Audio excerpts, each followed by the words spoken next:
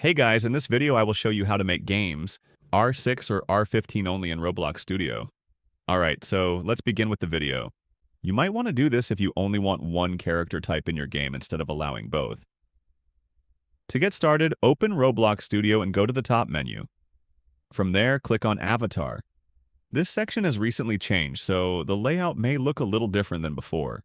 Once you're in the Avatar section, find and click on Avatar Settings. This will open a new pop-up window. In the Avatar Settings window, go to the top right corner and click on the three-dot menu. Here, you'll see the options to choose how avatars work in your game.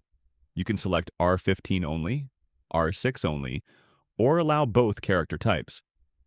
Choose the option that fits your game's design. For example, you can set it to R15 only if that's what you prefer. After selecting your desired option, you can further customize the avatar settings if needed. Once you're done, make sure to click Save Changes. And that's it.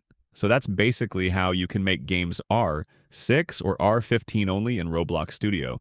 So that's all for this video. See you in the next one. Thanks.